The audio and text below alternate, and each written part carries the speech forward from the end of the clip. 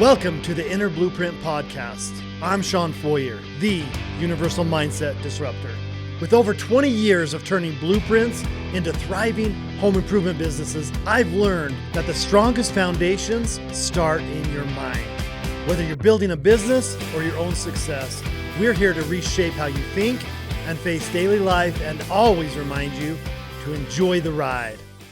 Hello, and welcome back to another episode of Inner Blueprint, the podcast for the home improvement space and anyone and everyone looking to think better thoughts to get better results. I'm your co-host, Sean Foyer, the Universal Mindset Disruptor, here with a beautiful and lovely Caitlin Foyer, the actual host. Yes, we really know who's in charge. So welcome to the episode. Today we talk a lot about gratitude, and I just got to say, aren't you grateful for all the amazing friends, clients, and guests we're going to invite on the show? Every day, it's perfect gratitudes every day. I love our clients. I love who we work with. And, they always say, like, if you love what you do, you'll never work a day in your life. And it's so true. I'm overwhelmed with gratitude every day. Yeah, me too. Is this work where you literally get an interview and hear the powerful story of one of our friends and clients? He was born in Wendell, North Carolina, and raised in a close-knit farming community where he cultivated his strong work ethic on his family's 82-acre tobacco farm. Wow. Yeah, following high school, he joined the United States Army, serving with the 82nd Airborne at Fort Bragg, North Carolina. And he was deployed to Iraq in 2008, where he spent Christmas, and on Christmas Eve of 2008, he sustained an injury, which we'll be talking about today. And it's to me, an unbelievable story. And what's more unbelievable is his resiliency, his persistence to build and to choose a beautiful life for his family. After his military service ended in 2010, he pursued higher education at Liberty University, earning a BA in sports management in 2015. That same year, he married his beautiful wife, Alex, and the couple relocated to Wilmington, North Carolina in 2016. Now a father of 3, he's the proud owner of Nubs, a digital marketing firm that specializes in our space, the home service contractors. So without further ado, let's welcome to Inner Blueprint our friend, Tommy Richardson. What's up, brother? Hi, Tommy. What's up, man? Can I get a recording of that from Diego so I can listen to it every morning? Absolutely. Get me nice and hyped up. Hell yes. That'd be awesome, man. Thanks for having me on, guys. I appreciate it. Yeah, happy to. I always say, we should celebrate ourselves more. Like we always, even going to funerals and we hear these amazing stories. And what I love about a bio and an intro is we get to celebrate you, Tommy, right now, right here. And it should be a beautiful celebration. I'm so excited for you to powerfully share your story, to talk about what you do and how it impacts in a positive way our industry and anything and everything else that comes up along the conversation. So. Yeah, and Tommy, you brought up such a good point. We always say your affirmations every day. That's what we teach people. But it's why I have Siri read me mine every day, because she says you are, and I'm like, yes, I am. Yeah, it is great. Right. It does always sound better when someone else is saying it about you, right? Yeah. But first things That's first. right, it does. First things first, let's talk about your sweatshirt. Go Birds, right? Oh, yeah. Go Birds, man. That was so this is filmed the day after the Super Bowl, and could not be more happy than what I currently am right now.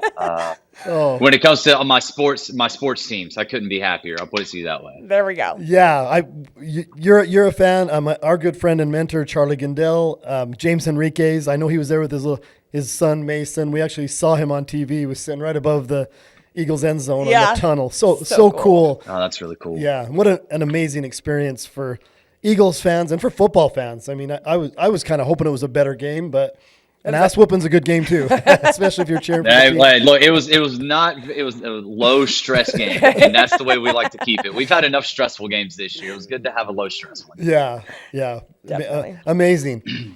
So, Tommy, you want to maybe talk a little bit about growing up. I know you got your work ethic on a farm, and we talk about in mindset, we get programmed as young children, and you definitely still have a lot of really good programming from that. And then just take us to you joining the military, and let's kind of go into the story, man. Yeah, absolutely. So like you said, I grew up on an 82-acre tobacco farm in Wendell, North Carolina. Huge farming community. It's one of those communities where everybody knows everybody. Everybody's kids work for other people's on other people's farms. They never actually worked on their own type of thing. It's like, I like to use the example of like my grandfather, which we'll get into him later and how he affected my life. But one of his tractors broke down in the middle of his field one time, and he couldn't get it to move. He called every farmer in the area, and they come over there and helped him pull it out of the field in the middle of the day. Like, that's the type of community we just grew up in. It was take the shirt off your back to help your neighbor type of thing. So, my giving spirit comes from that, because that's what we grew up around. That's how we operated. And you're not done working until the sun goes down type of thing, right? Because you only have 5 months out of the year to make your money for 12 months when you grow up on a farm. And that's just how it works. So work ethic was just something that you really learn at an early age. And, I wasn't a good student in high school. I was a terrible student, skipped school a lot, only got caught twice. It was great. And, when I graduated from high school, I was a waiter at Applebee's for a year because I didn't know what I wanted to do. Yeah. And then my best friend didn't have a car. He was like, "Hey man, do you mind taking me to the Army recruiter's office? I'm going to go sign up for the military." I was like, "Yeah, I'll drive you over there. No problem." Recruiter looked at me and said, "Well, what about you? Do you want to join?" And at the time, I was 270 pounds with a 42-inch waist. No way. Wow. And I was like, I was a big boy. And I was like, "You really want to recruit me, of all people, to go to the military?" I was like, "I don't think I fit the bill."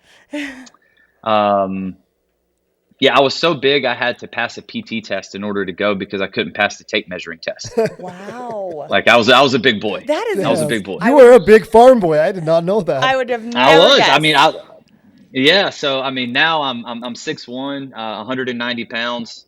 When I was in my greatest shape, I was about 180 pounds and 4% body fat. Wow. That was before kids, by the way. They do a toll on your body.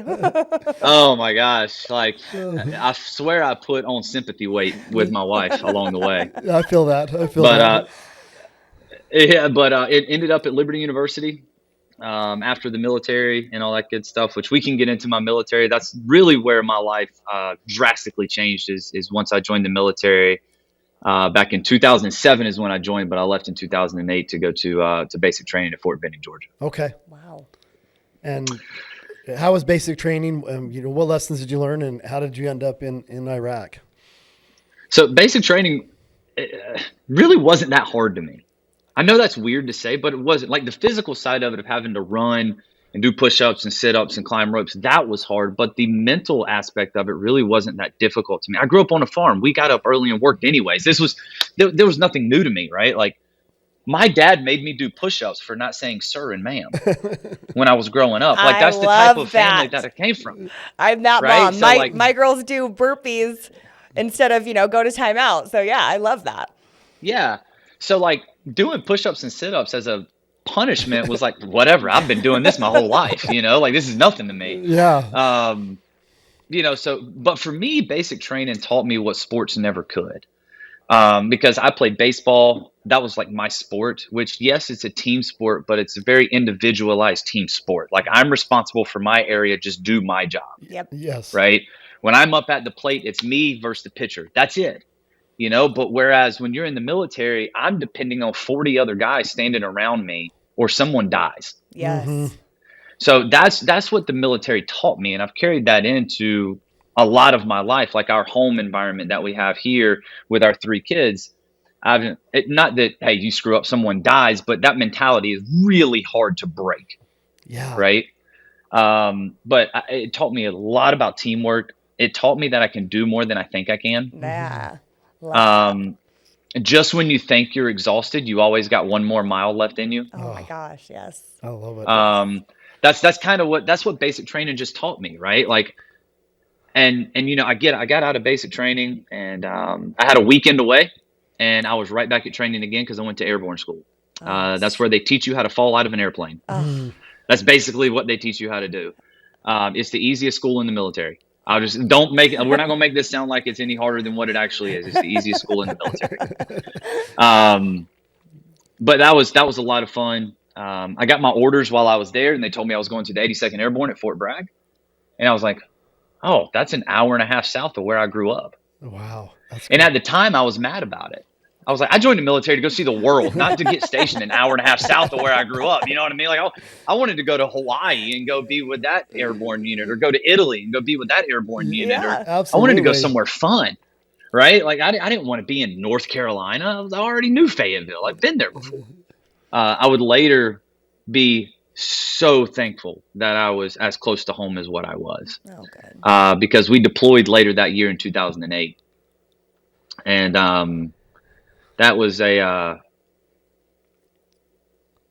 tough month and a half. I'll put it to you that way. That's probably the best way I can really explain it. Is that was a really hard month and a half that led to possibly the hardest 15 years I could imagine mentally. Yeah. And this is, and going into your story here, just for listeners, this is a tough dude. Like, he grew up on a farm. He knows how to work hard. He's mentally strong. He went into the military, and it wasn't even really a challenge because he was used to it.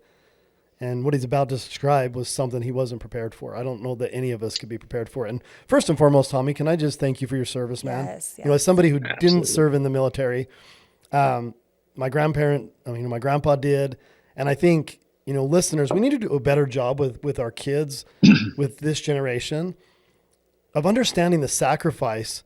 You know, I know, you know, our ops manager, Heather, her husband is a career officer in the Army. And Yes. she literally was turning in papers for her daughter to go to West Point and got heckled by protesters. And she's like, your freedom to heckle me comes from my husband being willing to lay down his life and go on missions. And, you know, as we're talking about you, Tommy, and I'm thinking about what you went through, I just want you to know that because, and you know, with my gratitude practice, I give thanks every day. We give thanks for gentlemen like you every single day, the men and women that are willing to serve this country, to go out and do things that are hard, that put their life at risk, so that we can sit here in a podcast studio and fucking talk about it. I mean, literally, I've dealt with some heartache and challenge and loss. I've never dealt with anything or put in a position where I would have to, that you literally volunteered for. So I want to really give presence to that, give gratitude for that. So thank you. Yeah. Thank and you, man. It's No, thank you. You're very welcome. It's so true. And when people think, oh, veteran, you know, a lot of people in our generation think our grandparents. You know, both of my grandpas served, my grandmothers, all of my grandparents served. And so I think that generation served. And so it's great when a peer is a veteran, and to hear what you guys and what you've gone through, and just for our freedom, so we can live the life we live, is actually, I think, underplayed. Oh, totally. And taken for granted. Extremely. Yeah. So we're not taken for granted. And with Inner Blueprint, we're bringing presence to the moment. So yeah, going to Iraq, let's talk about how that felt and kind of what happened. Yeah. So we left early December of 2008. First off, Kuwait is absolutely gorgeous. I don't recommend going there for vacation, but it is gorgeous. Okay. Just so we're clear, like when we flew in over the Persian Gulf, that's possibly some of the greatest and most beautiful sights I think I've ever seen in my life. Wow. It was absolutely stunning. So we were in Kuwait. I call it climatization, getting used to the time difference and also the climates, because some people will get climate sick, kind of like elevation sickness. Yeah. You can get very sick because you're going from a very wet and damp environment in Fort Bragg, North Carolina, to extremely dry desert environment of Kuwait and Iraq, right? So we stayed there for a couple weeks, eventually made it into Baghdad. Our trip into Baghdad was insane. I didn't know this because nobody warned me, but when you fly in and out of Baghdad International Airport, also known as BIAP, so if you hear me say that, I'm talking about the airport in Baghdad, you fly in a circle in and out. You don't go straight up and then straight down. You fly in a circle so you don't get hit. Yep. Wow. That's how they do it, right? Wow. So nobody warned me about this at all.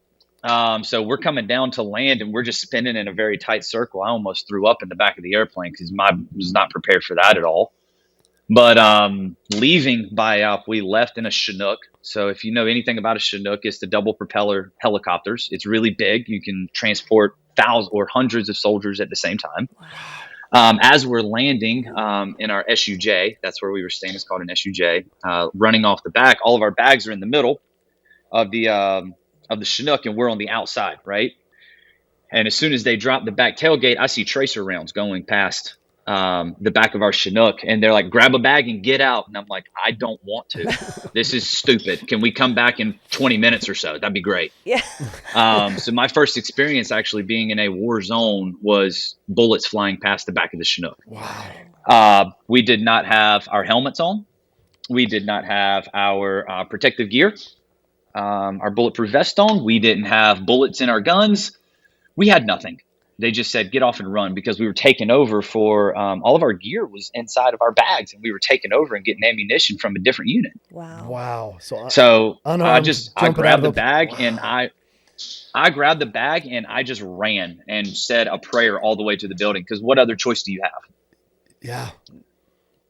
There is no other choice. Yeah. So grab, run, and pray, and got inside. And needless to say, my heart was pumping like pretty high at the moment. Yeah. We get our bags all sorted out. We eventually get to our rooms and all that good stuff where we're staying. And so I was infantry.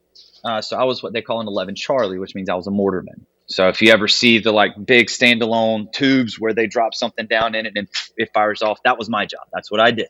Okay. And then you also have 11 Bravos. They're the ones who raid all the houses. Well, I could do their job and I could do my job. So I was capable of doing both. Wow. So we stayed in a separate building on the other side of the SUJ, because we had to get our mortars set up and all that good stuff, just in case they needed us to fire mortars into the city, because we were in Baghdad. Wow. To set a time frame on this, have you guys seen the movie about Chris Kyle, Yes. Yeah. Yep. the sniper? Yes. Okay, so you remember when he shot the sniper? Yes.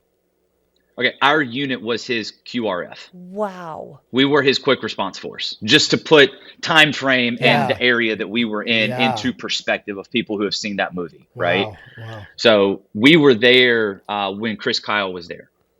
Never got to meet him, but we were his quick response force. Wow. Wow. So we're staying in the room one night. We're getting everything organized for the next day. We hadn't been given our mission yet. We hadn't even really been in Baghdad very long.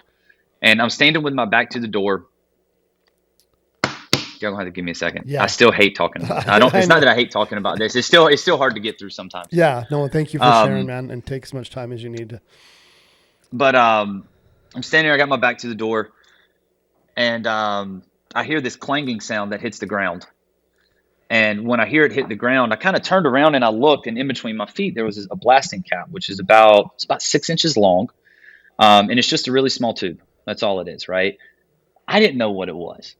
Had no clue what it was. So I reached down and I picked it up, because my first instinct was, this isn't good. We got to get it out, right? Did you know at this point where it came from? No, I had no idea where. I just knew it got thrown into the room. That's all I knew. Okay. And there were Iraqi citizens that were on our SUJ as well. They were very closely monitored, but I mean, man, you're a new private. You've never been deployed. Your first experience is getting shot at, getting off the back of a Chinook. You're 48 hours later, and there's something being thrown into your room. What do you think I'm thinking?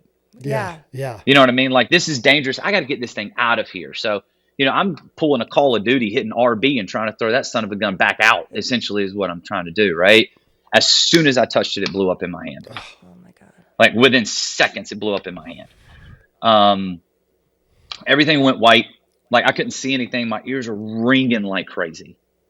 When I come back to, I'm just spinning in a circle. I don't know why, but I'm just spinning in a circle. I'm sure there's something like psychologically or mentally that causes you to do that. I don't know what it is, but, and I come back and I just see blood everywhere. Still don't know I'm the one that's hurt, by the way. Still have no clue. My adrenaline's pumping. I have no idea that I'm in pain. I feel no pain. I see my buddy Dobbs. He's laying on the bed. That's all I know is he's laying on the bed and he's not moving. So my first instinct is, he's messed up. I got to go help him. Let's make sure he's okay. As soon as I took a step forward, that's the first time I saw my hand. It literally looked like my hand had been through a blender. Wow. Like, it looked absolutely horrible. Like, skin was hanging off everywhere. Blood was pouring out of my body. My staff sergeant came running in. One of the other privates that was in the room with me, he came running over. They put a tourniquet right there, like right up here on my arm. Put a tourniquet on my arm to stop the bleeding. So that way, at least, if worst case scenario, they're just trying to make sure I don't die. Yeah. Right. Get me over to the medic. They shoot me up with more Percocet than I think is legally possible to put into a human being. But I was high as a kite on some Percocet within minutes. And then they put me on the Black Hawk. They medevaced me out, get into the Black Hawk, lift me up, and I'm laying in the back like this. They got me strapped down, but I can peek over enough like that to be able to see out of the front of the Black Hawk. And as I peek over, as we're taking off, there's a line of fire coming right at us. Oh my God. And that was an RPG being shot by somebody from the enemy, and he banks it back over to the right, and we avoided getting hit with the RPG, and that's the last thing I remember. Wow. The next thing I remember is I woke up in the surgery room. So that's we'll stop there for now because there's a lot to unpack. Yes. We can get into the we can get into the coming home aspect of it in a little bit. But yeah, that's what happened to me in Iraq. Wow. God, I can't imagine. Just you're there, you prepare for this moment, and you think it's going to go a certain way, and it goes a way that you never even imagined possible. Yeah. And I can't even fathom what that would be like. No. Yeah. I mean, tell me every time you've told me this story, obviously before we've talked about it, but the guy that talks, it leaves me speechless, man. It just does. Yeah. Well, keep in mind, everything that I'm talking about has taken me 17 years to learn since that night. Yeah. Right. Yeah. Coming out of this, you see the man sitting before you right now. It's not the same man that was there in 2008 or 2009 or 2010. Yeah. It took years and years to process through all of this stuff to finally get to a point to where I'm comfortable even talking about this, because it wasn't until a year and a half ago that I said this story on stage. Yeah. Yeah. At one of Chuck Toki's events. It's the first time I ever publicly talked about it. But there's two areas during that story, or really three, that I choose to focus on. Yeah. The first one is that blasting cap easily could have killed me. Yes. Yeah. Easily. Absolutely. If it would have been 6 inches closer to me, I wouldn't have a face. That's just the reality of it. Yeah. Right? I wouldn't have a face right now. I wouldn't have the three beautiful. Mm-hmm.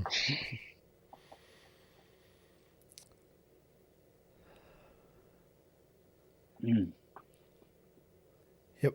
What? I wouldn't have my kids. I wouldn't have my wife. I wouldn't have the life that I have right now if it would have just been 6 inches of a difference. Mm. Right? But I questioned for a really, really long time, why did it happen to me of all people? Yep. Like, I lived my life right. I didn't do drugs. I didn't drink. I didn't do any of that stuff. Right? Like, I did everything right. Yeah. And I just questioned it for the longest time. And so, of course, I start doing research, trying to figure out what makes a blasting cap go off. And electrical charge is the main thing that makes a blasting cap go off. It's like 7 to 10 volts makes it go off, right? Well, we naturally carry that much in our body every day. Which you know about you talk about energy all the time, right? There's an electrical charge that comes out of you. So we naturally carry that in our body. And I eventually came to the realization that blasting cap was meant for me the day that it was made. Mm. Do you know how many hands touched that before it got to me, and it never blew up until it touched my hands? Yeah. So there was a reason that it happened, and I had to come to grips with that, right? And I tell people all the time, I was like, you don't have to have a story like a blasting cap, but everybody has a blasting cap in their story, whether it's a marriage, whether it's a child, whether it's a business, whether it's your health, it doesn't matter what it is. We all have a blasting cap in our story, and it was meant for you in the season of life that you're currently in, and you have a choice. You can either accept it, you can learn from it, you can grow from it, and you can heal from it because it's meant to build you and make you into the person that God intended you to be. Or you can shove it down and act like it never happened, and you can feel sorry for yourself the rest of your life and live with stress and anxiety and remorse and pain. Those are literally the two options that you have. That's it. There are no other options. And it took me years, and I mean years, to figure that out. I mean, this happened to me when I was 19 years old. Wow. Just a kid. You know, it just a took me kid. so long to Just a figure that kid. out. Yeah. So Yeah, I was just a kid, man. Like I wasn't even old enough to drink yet. I'd only voted one time in my entire life. yeah. You know, like I wasn't old enough to do anything. And here I am with one of the, in my eyes, the worst possible injury that I could ever have in my life, where they took away my ability, you know, to write. Like I'm right-handed. Yeah. You know, and half of my thumb, index finger, and middle finger are gone now. I got to relearn how to write. I got to relearn how to brush my teeth. I was 20 years old, and my mom had to cut my steak for me in the restaurant because I couldn't do it. Wow. Wow. Tell me what I love. You know, so I just want to point this out for listeners because, and I know you're going to keep this was a journey for you. And we've all had, like you said, our journeys and something that happened. And in the moment, we feel like it happens to us. And you and I have talked a lot about this. And I just love how you phrase this, that this didn't happen to you. It happened for you. And that's a really hard awareness to get to when you have something as traumatic as you had, is like how, and I know, you know, we've talked about your faith and, you know, God, we ask God, why did you do this to me? You know, and then we get into blame. And then the realization is, and you said you wouldn't have your beautiful wife and children if it would have been closer to your face, but you also wouldn't have them if it hadn't blown up in your hand, because that sent you home. Exactly. Like, who knows what would have happened? You could have gone into a worse situation in battle. You could have so many different directions. It's like the butterfly effect, this one flap of a wing, this horrible event. And now we get to, and we're going to talk about how we get to this version of Tommy Richardson that's a badass motherfucker that can do anything and do all things. Yeah. So sorry, I just had to put some presence to that, because that is such a moment. And listeners, maybe you've had a moment like this, and maybe you're still struggling with it. Like, the decision is to figure out how it happened for you, to get to that higher perspective, no matter what the challenges are. You know, God puts weight on our chest so we can lift it. And let's talk about how you lift it up. I don't know when you want to bring it in, but I know listeners are probably curious, as I was. You said how many hands that blast passed through to get to your hand. What was the last hand it passed through to get in your room? Was it? Yeah. So my platoon sergeant was the one that threw the blasting cap into the room. Not the enemy, you guys. You know, he was the one. Not the enemy. Not the enemy. It was my platoon sergeant. Yeah. Boom. Wow. How do you wrap your head around that? But before we get to that, Sean, I want to say something real quick, Yeah. because I think this is important, because I feel like we try to rush through our healing way too much sometimes. Oh, definitely. Yes. Our pastor at our church, his philosophy on this, he preaches it all the time. It's encounter, formation, expression. Encounter, formation, expression, right? So there's things in our lives that we encounter, right? We come in contact with them, and then it starts to form us, right? Like everything that happens, there's a formation process. That's the part that we rush through. We don't allow things to form us long enough before we start expressing them, because we're in a hurry to tell our story to help other people when we haven't helped ourselves yet. Right? Yeah. So for me, yes, it took me 15 years to talk about it, but this is 15 years of this forming inside of me before I can express what it's doing to me. Yes. Right? Like, let's just make, because I feel like people, you've been through a divorce, Sean, you know what that's like, right? Yes. You couldn't talk about that until it actually formed you and made you who you are now. Right? Absolutely. Absolutely. Like I can't help anybody until, and we're going to get into this a little bit later about something else that I literally just found out this weekend. Right? Yes. I'm giving that time to form inside of me before I express how it makes me feel, because I don't know yet. So powerful. I just don't know. Yes. You know, like, so I would just encourage you, like, yes, we want to go help people. We want to, right? We want to use our trauma for good. That's what most people want, but don't rush the healing process. Don't try to hurry up through it. Let this stuff form you, and then you can start expressing it outwards to other people to help them through their trauma. Well, it's so true that you say that, because so many people, especially men, are taught to, you know, push those emotions down, bypass them, right? Just get up and get going, put some dirt on it, keep going. And so many times we do that as humans, we do that. We don't want to feel what it is actually doing to us, and we don't want to relive it, and we don't want it to define us. And so we think if we just rush through it and move on, then it won't affect us. But those things always come back. They always come back. You can't put it in the box. You put it in the box. Well, and I love that you brought that, Tommy, because me going to It Happened For You, listeners, if you've got something that you're still in the formation of it, right? You're still trying to figure it out. The only reason I share that, and Tommy, you give people hope that you could spend 15 years, with me, with some of my struggles and challenges. I give people hope. And that's what I want to share the message of, is you're going to have to feel it. We've got some beautiful people in our life right now that are grieving the loss of loved ones, right? Grief is a process that takes some time, but the hope is, when you think about it, how do I get to the point that I'm happy I lost my mother too young, or, one of our clients lost their daughter way too young, or one of our clients lost their wife. It's like, how do you get to the point that you can say that happened for you? Well, and it could be anything. It could be anything traumatic too. Like you said, anything can be your Boston bankruptcy, bankruptcy, rape. So many different traumatic events that we think this is terrible. Why did this happen to me?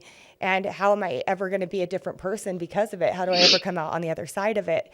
And so a lot of times, you're right. People just bypass it or try to rush through it, and they don't allow it to form correctly. And so it shows up in all areas of their lives in so many different ways. And it's rough. I just have to say this now, Tommy. I can't wait. You haven't had the opportunity yet, but I can't wait till you get to meet our buddy, Matt Blanchard. Yeah. The gentleman's been paralyzed 2 different times. Like, you guys, as far as your strong hearts and who you guys are, that's a bestie you don't know yet. Because you guys, I look forward to it. Yeah.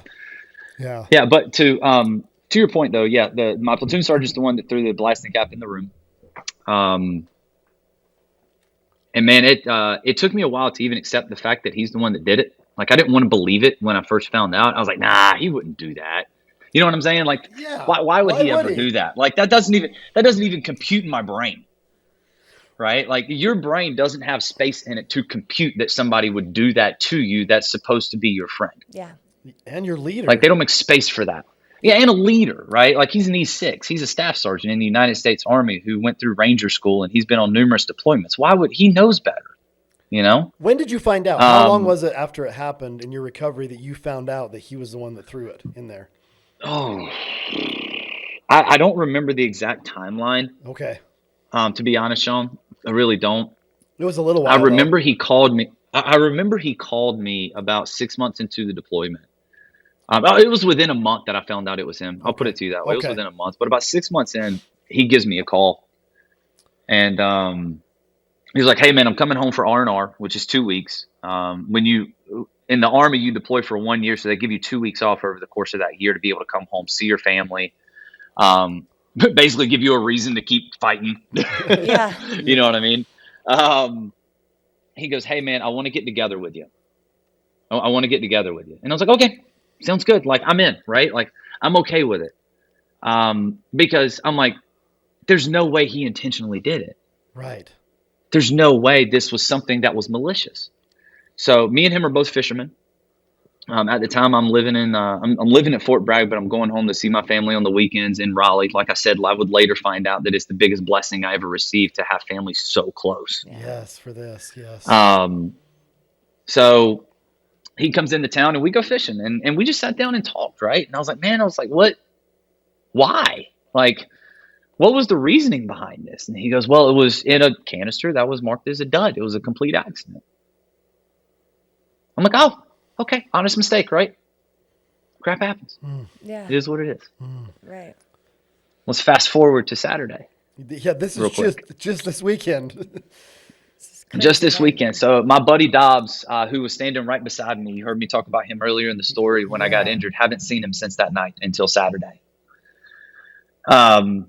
You'd have thought we never missed a beat, man. It's like you dropped us right back together, and at the 82nd all over again. You know, he was there with his kid. I was there with my kids. We had an absolute blast. We had so much fun this weekend, just catching up and talking, telling old war stories. It was like 2 salty war veterans just got together, and we were just out there just shooting the breeze, right? Like, we just had a blast. Yeah. And at the end, we get towards the end of the conversation, and we're talking about that night, like what happened, because I mean, it transformed our lives, like me and him both together. Absolutely. And Tommy, what happened to your sergeant? Do you mind sharing that? Yeah. So, sorry, I'm fast forwarding. Yeah. I'm the one hurrying through this No, now. no, it's okay. You do your speak, because I know this is challenging to talk about, and especially when Well, so these two things are very new because both of these things have happened in the past 6 months. So I don't Yeah. really know how they exactly fit into the story yet. You're still processing it, like you just talked about. I'm still processing a lot of this stuff, right? So I got a call or I got a text message from Dobbs through Messenger a couple months ago. He was like, "Hey man, Sergeant Martin passed away." And when he said passed away, I was just like, man, that really sucks. Like, God, I hate it. Like, what happened to him? Like, was it health related? Whatever. And he's like, nah, man, he committed suicide. And I was like, oh, like I find this out on the way to my in-laws' house for dinner one night. And I am stone cold quiet, like all night. Like, it is visible that this has bothered me. Mm-hmm. Right. Because all these emotions just come running back into me again from that night that everything happened. And then the last conversation that he and I had, 6 months after everything went down, because I hadn't talked to him since that day. I had no reason to talk to him since that day. Yeah. But all these emotions just come flooding back in all over again. Right. Like everything, like the guilt, the pain, the sorrow, the anger, all of it comes flooding back in again. And thank God I got into your mastermind last year. Because there's a couple things that there's tools that I have between you and therapy. Yes. Like last year was great for me. Right. So there's a couple things that just kind of, I was able to do. And the affirmations were one of them. Right. Like, one of the affirmations that I have now is that I am free to be who God created me to be. I say that to myself every single day. I love I that. love Like, that. that's exactly who I am. Right. So, and in that moment, that was one of my affirmations that I had. And I'm like, because this does not change anything about who I am. No. I'm still free to be the person that I was created to be. I don't need to be any different than who I've been for the past 17 years of my life. Yeah. I don't have to do anything different. Right. And then I also had my other affirmation that I have is I am successful in every area of my life. Yeah. Say that to myself and I had to say that to myself. Like, those are the two that I repeated on the regulars that night, because I had to understand that I'm still me. Nothing changes about my life and where I am. And none of my successes have been erased of what I have accomplished up to this point, mentally and emotionally. Like, I am successful. It is possible I can handle this situation. Yes. But that's why I said earlier, there's only two ways to handle this stuff. Yeah. That's it. Only two ways to do it. And now, having the information that we had on Saturday, Sean, me and you talked about this on Saturday. Yeah. Because I called you because I was like, dude, what the hell do I do with this information? Like, I don't even know how to compute this in my head. What did Dub say? Like, what?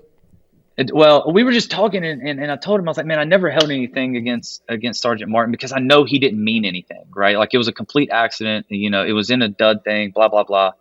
And he kind of looked at me weird and he goes, what are you talking about? Like, what do you mean? What am I talking about? He goes, dude, he did that on purpose. I was like, hold on. I was like, time out. What do you mean he did it on purpose? He's like, he pulled the grenade out. It was not in anything that was marked as a dud. He pulled the grenade out. He disassembled it, pulled the pin on it, and threw the blasting cap into the room, knowing that it was going to blow up. And I'm like, you just found this out Saturday. And I'm just sitting there on Saturday, and my wife's there, right? Like, she's sitting across from me. She can visibly see my face and my entire demeanor. Everything changed. Yeah. Like, I didn't want to talk anymore. Like, conversation was over for me at that point, right? Mm-hmm. Mm-hmm. I played along with Dobbs a little bit longer. You know what I'm saying? We were about to walk out the door, gave him a hug. We both said, hey, man, love you, brother. Let's not go 17 years again without seeing each other. Got in the vehicle. We got on the road, and I didn't say a word for 15 minutes. Once we got in the car, I said nothing. Alex finally looked at me. She goes, you good? I was like, I just need 10 more minutes and I'll be fine. Just give me 10 more minutes. And the question I kept asking myself was, what does this change? Oh, I love that. Such a good question to ask in that moment, man. Oh. And I was like, what does this change? And for me, it changed nothing. Nothing changes. Wow. I still lost 3 fingers. I still got out of the military. I still got a 4-year degree. I still got married to a beautiful woman who I'm still with for 10 years this year. I still have 3 beautiful children. I still own my own company. I still have a great house at the beach. And I've still healed from what happened to me in 2008. There's literally nothing has changed with that piece of information. Now I'm still processing it, right? Like there's still, like we talked about earlier, I still need to leave space for this to form me. I can't rush through this. I can't try to pass by it. But Pat Reddyhoff, you've done, Yes. I talked to him. I was texting with him and he goes, here's the thing, Tommy. He goes, sometimes the phone rings and you don't need to answer it. Oh, I love that. Absolutely. And I was like, he's right. I was like, he's right. The phone is ringing for me to freak out right now. Yes. Because we talk about that's old programming. That's old programming to go freak out. Don't answer the phone call. Because I don't need to right now.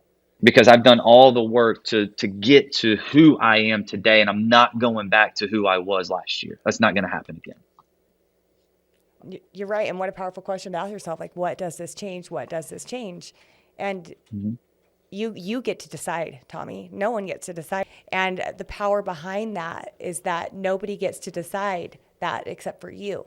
Sean can't decide that. I can't decide that. Your wife can't decide that. Like, your buddy can't decide that. Like, you get to decide, what does this new information change? And that's a journey that you get to go on now and decide, is it going to change anything or is it not? And then that's completely up to you, and that's the power that you have. And with the tools that hopefully we've helped provide you with, you get to make that powerful decision and what that looks like. Well, I love the fact, we talk about changing perspective, right? And in psychology, it's called reframing something.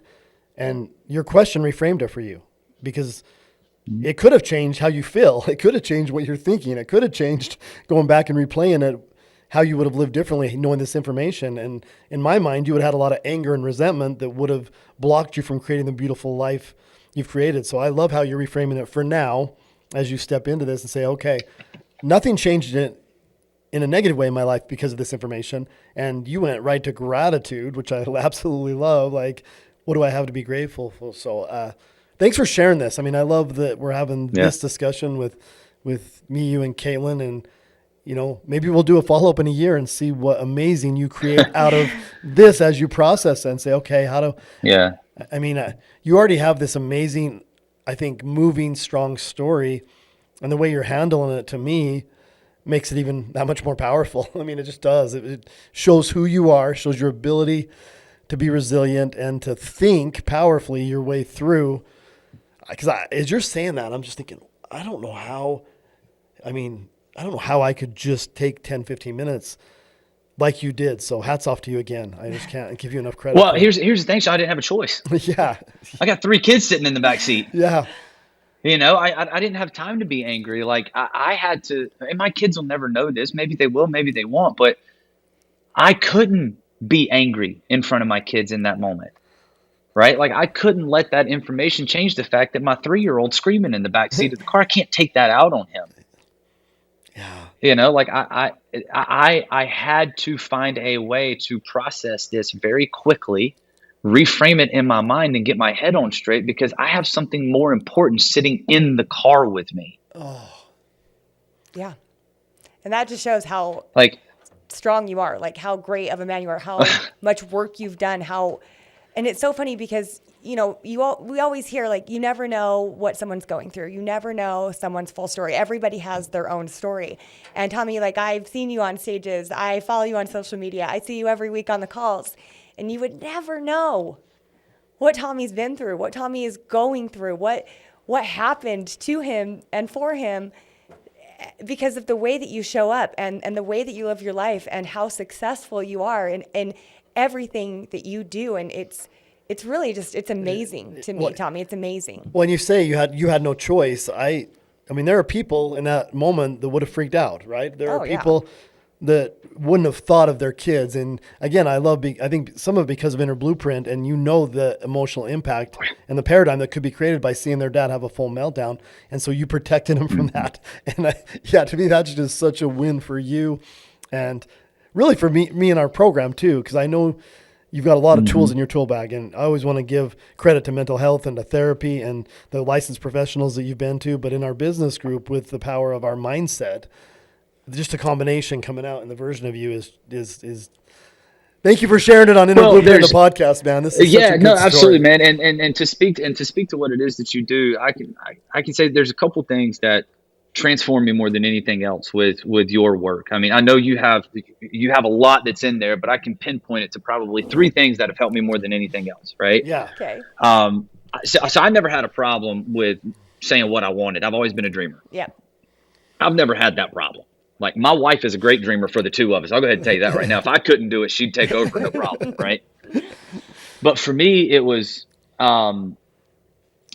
what's holding me back. That was number 1. That was the first thing that really got my attention, is focusing on, okay, I want these things, but for some reason I'm not doing it.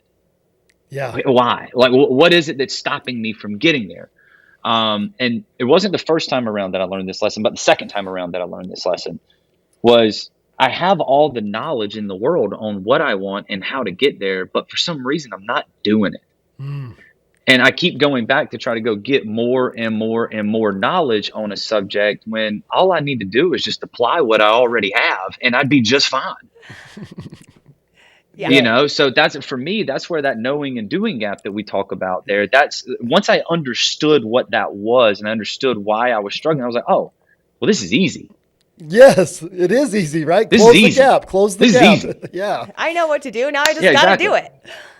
Yeah, I was like, this is easy work now. It's like, I understand why I'm not getting what I want. It's because I'm not using what I already have. Oh. Super simple, right? Yep. The second thing that got me was your fear firewall. Yeah. I hated going through that, first and foremost. I've hated it every single time that I've done it. I don't enjoy going through that week, just to make it. You're Just welcome. so you know, I You're hate welcome. that week. You're welcome. I hate that week. But like the first time, you know, the fear firewall that I had is like, am I going to be here for my kids in 30, 40, 50 years? Like, I was petrified that, you know, I wasn't going to be here for my kids. You know, it's like, well, I can't control that. You know, I was like, but I know that worrying about it and stressing about it ain't going to put me here for 30 or 40 more years. Very true. So let's just go exercise. Let's eat good. Let's spend great time with our kids. Let's go build a great business. And then hopefully one day we can sell it and all go live on the water with each other. Right? Like, it was just like, why not? Let's just go do that. You know what I mean? Yes. Yeah. You know, but every time there's been a new thing in the fear firewall that's kind of popped up for me. Can't wait to see what it is this go around. Oh. But those 2 things, those are probably the biggest 2 things, right? Well, and Tommy, let me recap for listeners that might not be aware, just with a little bit of explanation, because you just shared 2 powerful concepts that have really impacted you. The first one is the knowing doing gap. What do we know we should be doing that we're not? And what causes the gap is our program paradigms, our limits on mindset, whether it be time, money. And the way Tommy's gone around those is with his affirmations. He closes the gap on the knowing doing by affirming it. But then, and I think this has been more powerful for you, because when I first met you and we started working, Tommy had a lot of specifically health fears. He was afraid that he was going to get sick and die. Some of it comes from, past things in losing family members. Part of it came from a physical traumatic. Almost dying himself. Yeah. And that'll get you. And the short version for listeners is, when there's something you're afraid of, you clear the negative. And Tommy went to the worst. What's the worst thing that happened? Okay, I do get sick and die. Now, logically, we don't want to think about that, but it is. And I've done that. If that happens to me, I've got life insurance. I've set things up for my family, my estate. I've done the logical work. Now, once I clear the negative, am I okay with it? Yeah, I don't like it, but I'm okay with it. Then you can powerfully go to what's the best thing. And the best thing for Tommy is he doesn't worry about his health and wellness. He does like he does. He works out all the time. He's an athlete by nature, and he enjoys every day as if he's going to live as long as he wants. And that's what the fear firewall is. Clear the negative, get the worst thought out. I've worked in it, in finances. When I started my business, what was the worst that could happen? I'd end up living on my sister's couch, which I'd already done. I'd end up maybe having to take out bankruptcy, which I'd come close but never done. But go to the worst. Could I deal with it? Yeah, I can. I wouldn't like it, but if that's the worst that's going to happen, what's the best? And for me, I could build a $100 million organization that will change this world. That's where I hold my hope every single day. So anyway, as you're listening here, those are the 2 tools that Tommy's used thus far to get to where he's starting to really say everything's happened for me. And again, he's still processing it. It's still a journey. Well, and I think you got to understand it. Every year of your life, something's going to happen, and you're going to be in a constant state of processing and formation of who you are and why you're here and what you're supposed to be doing. And if you're not, then you ain't living life. Yeah. That's the way that I look at it, right? Like, if I'm the same person at 37 that I was at 36, I failed. Yeah. Yeah. I Yes. better be different. Yes. And I better be a better version of myself, right? Ed Milet has two sayings that absolutely changed my life last year. He's got two of them. He goes, most men die in their 20s, but we don't bury them until they're in their 70s. Yes. 50 years of the same year over and over. Yes. Exactly. And then the second thing he said, and this is what caused me to take action and talk about my story more, is he said, you are best equipped to help the person that you used to be. Nobody can do it better than you can, Tommy. And it probably took me about 10 times of hearing that. And then I was just like, for me, I was just like, I don't know if my story's ever going to get out there. And if it doesn't, I'm okay with that. Right. Like, I'm not trying to make money off of this. It's already out. But if it does, and it helps somebody, like, I have a heart for veterans, man. I just do. Cause I know how hard it is when you come home. Mm-hmm. I've been there. I've lived it. And I had a great support system. Yeah. I had a church family. I had my actual blood family with me. I had phenomenal friends, and I still struggled for 15, 16 years processing through this, and it took a lot of work, like a lot. And I had every resource known to man, and it still took forever. Like, what about these guys? Like, and I'm not even going to go there. Okay. But what about these guys that struggle with their mental health and they don't talk about it? Yeah. Yeah. Just talk about it. Yeah. Well, you're not inconveniencing you anybody. get to be the impact of change to talk about it and bring awareness. And I would love, if you're listening to this right now, we don't do a lot of self-promotion, but if you like this episode, do me 3 things: like it, subscribe to this channel, and share it with everybody you know that can hear this message, especially if you have somebody who is a veteran who's going through some challenge. Our company is very pro-military. Our ops manager, Heather, is a military wife. We've got Tommy. I've got a good friend from high school that I've been spending some time with that, he was in Iraq, not that far away from you, and had, I think it was about 40 of his comrades blown up on him. Like, literally, like what that man has been through, and he's still... it doesn't go away. It doesn't go away. He's still dealing with it. So please do share this message. And Tommy, we want to get your story out there. We want to try and impact in a positive way. One last thing, if you're listening to this, and Tommy, have we talked about, and I love Ed Milet, have you heard his little rant about, I'm the one? Yeah. I mean, I just think, I know I'm the one for my family. I know Caitlin's the one for hers. Yeah. And I know without doubt that Tommy Richardson is the one for his family that gets to take every challenge that happened for generations and write a new story. And as you write the new story, I believe it goes forward and backwards and it heals all things, right? Because you took all of that life experience and even your fears, and if you've got, I'd like to spend a few minutes and maybe talk about your grandfather, because I know that's an important subject for you. Yeah, man. I'm going to show you what you've done to me, by the way. Okay. So this is my journal now. That's literally 4 months. That's it. That's 4 months right there. And every day I wake up. So let me find one that doesn't have personal stuff on it real quick, just in case. Yeah.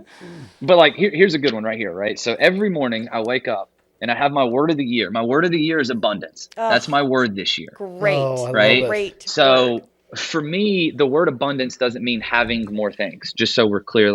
So I'm a Christian. I will always profess to be that. No one's ever going to change that about me. So when I pick a word of the year, there has to be a Bible verse that is associated with it. Love that. Love that. The Bible verse that is associated with this is, the devil comes to steal, kill, and destroy, but I have come to give you life and life in abundance. That's beautiful. That is the Bible verse, right? So when I sit back and I think, if I want to live life in abundance, what does that look like? Well, I got to keep God's priorities first. That's first and foremost. Whatever his priorities are for my life, that's got to be number one. Number two, I have to be in his presence every single day in some way, form, or fashion. Number three, I got to have faith that what he said is going to happen is going to happen. And the last thing is I better be patient and not rush this thing. Yeah. Beautiful and words. wait for the blessing, right? Yeah. And when things like what happened on Saturday, because I came home and I went for a run, by the way. I ran for 45 straight minutes when I got home. Like I had to go get energy out of my system. Get it right? out of you. Yes. I was the energy was there and it had to go somewhere. And Very it good didn't job. need to go towards my children. Yes. Right? Very Yes. good job. So I was walking around the neighborhood and I felt myself getting angry all over again. Okay. All over again. I felt it coming back again. And I started repeating that Bible verse in my head over and over and over again. And I'm like, this is the devil trying to get me because he's trying to steal, he's trying to kill, and he is trying to destroy everything that I have accomplished over the last 17 years of my life. And I'm not going to let him do it today. It's not going to happen. Not today. Hell Not no. today. Oh, I love And it. because you have to go to the second half of the verse to get the hope that you're looking for, There it is. which says, but I have come to give you life and to give you life in abundance. And what does that look like? So I wanted to end that whole thing with that because you did this. You're welcome, and thank you, man. Thanks for leaning into And the I am material. forever grateful. And I really am very grateful for that. Right. Like, but about my grandfather. So I got to make it through this one. This Okay. one hurts. We might have to do another I'm gonna do episode. it. We might have to do another episode. We got this. That's fine. I'm going to do this, but this is going to be tough. So like I said, grew up on 82 acre tobacco farm. I lived in a double wide trailer behind my grandparents' house. So this is my dad's parents. Every day as a kid, I rode with my grandfather on his tractor. Oh, Every day. I loved it. It was fun, yeah. right? Like I get to go ride around the farm. I thought farming was the greatest job in the world when I was 6 years old. Oh, I love that. Oh my God. Because I'm like, all you do is ride around on a tractor all day, right? Like in my mind, that's what farming was. Yeah. This is great. Who wouldn't want to do A this little for a boy's living? My dream. grandfather. Yeah. Yeah, I was like, my grandpa has the coolest job ever, right? But he was untouchable to me. Like you couldn't phase him. You know, like I'm sure a lot of us view our grandfathers, you know, like they're untouchable human beings. Like they're Superman. You know, it's what I kind of hope my kids look at me like, to be quite honest about it. Yeah. You know, but he was just that dude, man. He was a man's man, calloused hands, flannel shirt and jeans, and he wore his hat like he never actually put his hat on. He placed his hat like this. This is how he wore his hat. He placed it on top of his head, right? I love that. So, and it was always a mesh back hat because he was trying to get airflow running, right? But he was a deacon at the church.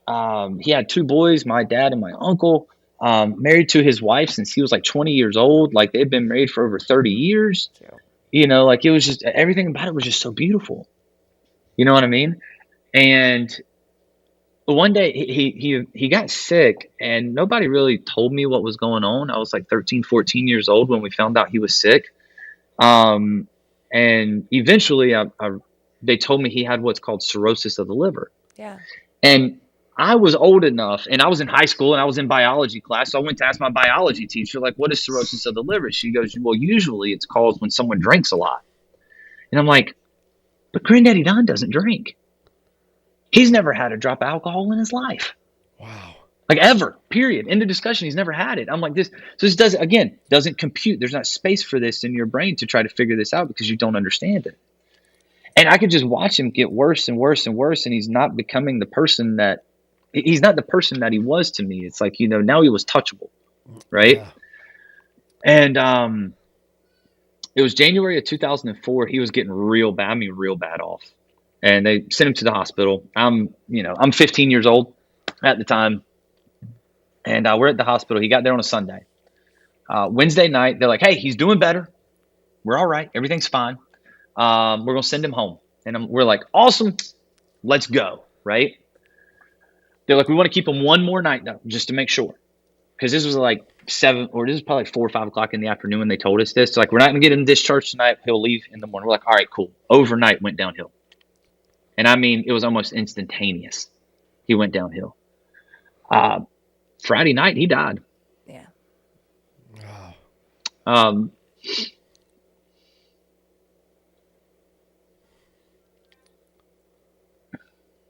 Come to find out, in the autopsy, he had this thing called hemochromatosis. Basically, his blood iron was too high, and that's what caused cirrhosis of the liver. If they'd have known it beforehand, he'd still be here today. Wow. Because all you got to do is donate blood. Wow. My dad has it. All he does, he donates blood every 120 days, 90, 120 days, something like that. Perfectly fine. Iron levels are great. I don't have it, fortunately. Good. I'm fine. Still wouldn't hurt for me to go donate blood every once in a while, but I don't have it. But it's that's where I lost trust in the medical system, though. Yeah. Well, You're 15 years old, and they tell you your grandpa's going to be okay, and then 2 days later he's dead. I watched him die. Literally, I was in the room with him when he took his last breath at 15 years old. I should have never been there. First off, I should have never been in that room. But you were for a reason. But I was for a reason. I don't know why. I still don't know why. To this day, I still don't know why I was in that room. Yeah. But I was, and it's kind of like what you and I talked about Saturday, Sean. It's not good. It's not bad. It just is. Yeah. Well, Tommy, when we've talked about this before, but just because of the way we're talking about it today, you were still grieving him when you went to Iraq. You know what I mean? You were still in, and then you were grieving yourself. And so this 15-year journey you've been on has been processing all of that, right? Like trust in God again, trust in health and wellness, trust in people that we love and care about, one leaving tragically like that, another somebody that you trusted throwing an explosive. I mean, just so much to unpack, Tommy. And again, I just want to throw it back to giving you credit for the way, and I'm not going to say you unpacked it because you're still unpacking it. It's still a process. We're not bypassing it. We're not saying, oh, Tommy's good. No, we're saying Tommy's had some challenges unique to his life. And because of who he is, he's processing it very well, and he's raising a beautiful family. He's got a successful business. I don't want to cut this part short, but just for time's sake, and we might have to do another episode, I want to talk about your business for a second, right? Because we've talked a lot about you, your family, your journey. You are a digital marketing expert, and if you don't mind, I want you to hold up your hand again and show us your Nubs, because it's he proudly holds up, cool. and his company's called Nubs Marketing. Like, let's have fun with the fact. Let's have fun with the fact that I'm a wounded veteran. That I'm gonna, So tell us what you do in digital marketing, and how you serve the home improvement space. Yeah, man. Before we get into that real quick, just know that healing is not something that you, or processing and healing isn't something that you spend time in every single day. I think that's a common misconception about healing and processing is you have to spend all day, every day healing. No, when it hits, process it, write it out, let it go, move forward. Yes. And you know what I'm saying? Like, I thought that processing and healing meant I spent all my time fixated on this thing, which will drive you insane. By the way, it'll keep you stuck in it. It will stop any forward movement, because and so that's why I think people, like we talked about earlier, why men is in particular, but people in general don't like to share their story or process things, because they think I have to get stuck there. I have to relive it. I have to, it has to define who I am, but it doesn't, because with the tools that you've learned and things like that, it doesn't define every moment of our day. It doesn't define who we are. It's just part of our story. And like I said, everybody has their own story. We all have our story. And I'm glad you said that too, because Tommy, anyone listening, if you are grieving, and even if it's been a long time, I mean, I love that Caitlin has this awareness too. My mom passed away too young. So did my stepdad that raised me. So did my little brother last year. And I am still in the process of grieving it all. And every once in a while, as it happens to you, Tommy, I end up at my parents' grave a couple weeks ago. You just on Sunday. I ended up again this weekend, and it comes out of nowhere. And I, like you said, I don't think about it all the time, but when it hits, I give it presence. I feel whatever the feeling is. And I do believe I get messages from especially my mom. It's like, oh, mom's got something to say, and I can feel her anywhere, but I really like where she's buried. I like going to that sacred space for me and having a conversation and asking questions and feeling that love and that light. And that's part of the process too, is you get to feel it, but you don't feel it every day. Yeah, you don't have to live in it 24/7. No. But I wish somebody would have told me that last year when I was going through this stuff. Yeah. Right. Yeah. Is you don't have to be in this every day. Just when it hits, feel it, recognize it, process it, move on. And that's it. That's literally how this goes. Yeah. Yes. And it's me grieving the loss of my grandfather has gotten easier, but it never goes away. Nope. Mm-hmm. me grieving the loss of look, I can't get away from what happened to me. Every time I pick up a pen to write, guess what? I'm reminded of what happened to me. Every time I type on the computer, I got to imagine trying to type without these 3 fingers real quick, by the way. I can't. Right? Yeah. I can't, yeah. Or button your shirt without these 3 fingers, or cut food, or do anything, really. I mean, you said you have kids, change a Right? diaper. Like, I'm reminded all the time, but that doesn't mean I got to live inside of it. You know what I mean? But at any rate, you asked me about my business. I had to get that out of my system. Thank you. So yeah, I run a digital marketing company. It's called Nubs Knows Marketing. That's kind of the premise of it. We do all things Google, right? So Google My Business, Google Local Services, Google Ads, Google Reviews, even YouTube, because Google owns YouTube. Yeah. Right. We do specialize in YouTube ads as well. So, that's what our company does, man. We help people in the home services contractor realm of business. That's what I've always been the best at. I don't know why, but roofers love me. I can't figure it out, but I'm just accepting it. It's neither good nor bad. It just is, right? Like, I'm cool with it. Well, that's a tough crowd to get to love you. That's just, that's who we are, man. Like, last year we spent over $4 million on Google for our clients combined. Wow. We were able to produce over 5 million leads in total for our clients last year. So you can do the math on that of how much that costs. There you go. Yeah. We did an absolutely phenomenal job for the folks that we have. And I mean, I'm excited of where we're headed this year, man. Like, it's going to be fun. All right, Tommy. So obviously you're helping a lot of people in the industry, specifically roofers, but it's open to all trades. If people want to work with you, how do they get a hold of you? What's the best way to reach you, Tommy? So you can always call me. That's the easiest way to do it, which we can put my phone number at the bottom of the screen, or we can put it in the details or the description or whatever.